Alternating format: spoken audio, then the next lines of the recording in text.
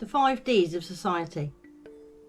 Further to my article, The 3 Ds of Conversion Under Coercion, I realise there are others that go a long way towards people's ability to be part of the system. Things which seem to facilitate the indoctrination process, or at least make it a smoother process, at least for mayhem.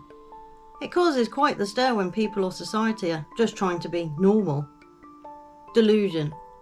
This plays a big part of many lives. Whether it be a personal delusion or a group one, people have a great ability to indulge them. And there are plenty of things that will play into that. Ego, experience, need, and circumstance. And I can't always say it is a bad thing, with a destructive end, as it may serve to help people as a coping mechanism at certain points in their lives. Desensitisation. Being switched off to reality.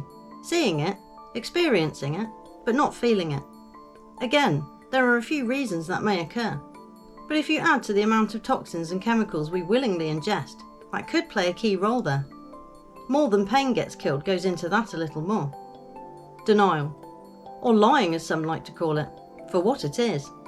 Lying to yourself or others. It is denying the truth, which to some may not seem like a lie, because you think it is an opinion. But as in my article, If Truth Be Told, there are 2 truths. Personal ones and absolute ones. And the personal ones are the opinions and what you hold true to you, and the others are supposed to be facts. But the lines are being blurred between the two currently, and personal opinion is being touted as absolute fact. Disturbing to say the least. Yet it is the mechanism for denial that allows the trait to run riot. To override logic and reason is clearly there in many, the consequences of which we are seeing in society, as it is also being facilitated by certain areas of society. To what end we can only wonder, but it seems to be there to destabilise cohesion and create a discord within oneself and others, perhaps. Deception. Seems to be a strategy trait to gain an advantage over your opponent, because once you go down that road of deception, you are playing a game, and that person becomes your opponent, whether people are actively aware of it or not. You want to win, or have more than them, or to keep something from them, so are seeking to deceive for a purpose, and more often than not, it's for a selfish purpose. Dysfunction.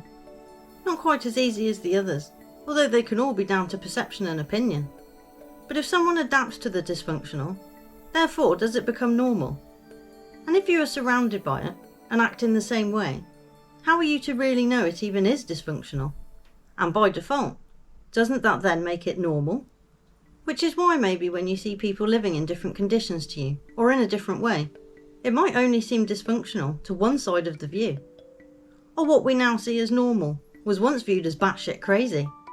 All a matter of timing and perspective, I guess.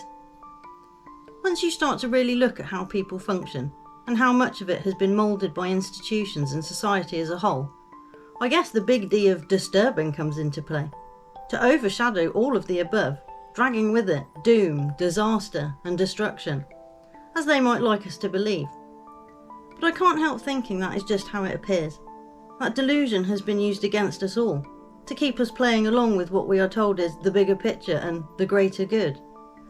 But maybe it needs to be scaled back a bit, for more personal responsibility of your thoughts, and to refocus on your surroundings and life, before they take your full attention for something happening somewhere else, to someone else. There is a time to be mindful of out there and others, and there is a time to bring it back to you. It's about knowing when which one is right,